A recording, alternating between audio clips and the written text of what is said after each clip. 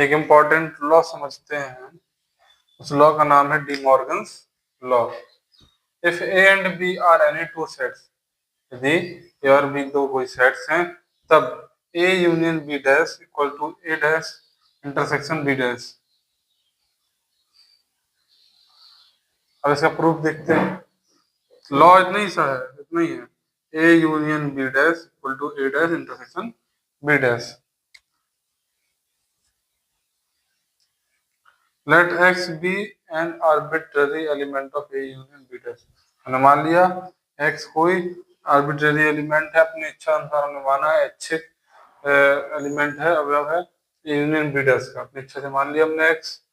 तब एक्स अगर ए union B dash का एलिमेंट है तो एक्स एलिमेंट नहीं होगा ए यूनियन बी का। यदि ए यूनियन बी का बी डैश का एलिमेंट एक्स है तो कभी भी वो ए यूनियन बी का एलिमेंट नहीं होगा। बहुत ये बात होगी। इसके बाद अगर वो ए यूनियन बी का एलिमेंट नहीं है तो ना तो एक्स एक्स एलिमेंट होगा ए का, ना एक्स एलिमेंट होगा बी का। वो ए यूनियन बी दोनों में नहीं है।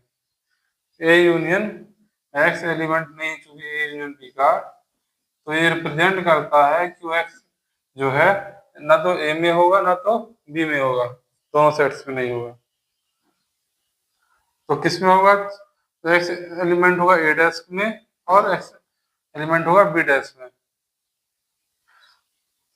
अगर दोनों ए डैश और बी डैश में अगर एलिमेंट एक्स है तो एक्स ए डैश इंटरसेक्शन बी डैश में होगा, क्योंकि एंड इंटरसेक्शन को रिप्रेजेंट करता है और यूनियन को।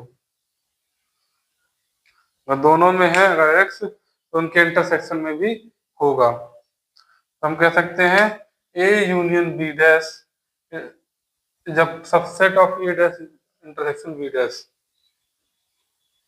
इतना बात समझ में आई। अब हम अगेन वाई एक आर्बिट्ररी एलिमेंट लेके चलेंगे, फिर उल्टा चलेंगे। हमने एक्स माना था ए यूनियन बी का एलिमेंट बी डैश का, अब हम मानेंगे y A dash intersection B dash का एलिमेंट। फिर प्रोसेस उल्टी होगी, फिर एक बार और फिर इसमें हम उल्टा चलेंगे। देखिए थोड़ी सी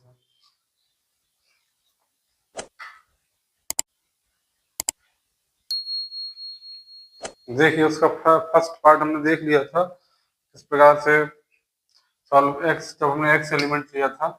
अब हम वाई एलिमेंट लेंगे arbitrary A dash intersection B dash का।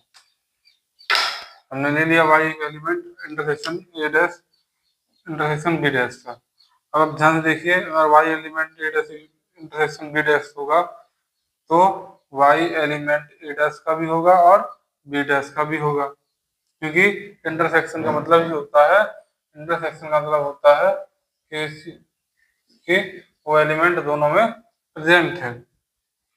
फिर वाई ए डैश का एलिमेंट है तो वाई का एलिमेंट नहीं होगा और वाई बी का एलिमेंट भी नहीं होगा। इसलिए हम कह सकते हैं कि वाई ए यूनियन बी का एलिमेंट नहीं होगा। अगर ए यूनियन बी का एलिमेंट नहीं है तो ए यूनियन बी डैश का एलिमेंट जरूर होगा। इसलिए हम कहेंगे ए डैश इंटरसेक्शन बी डैश एक सबसेट है ए यूनियन बी डैश का। इसको मान लीजिए सेकेंड इक्वेशन। फर्स्ट रिजल्ट और सेकेंड रिजल्ट को मिलाने से हमें पूरी थ्योरम मिल जाती है। Thank you.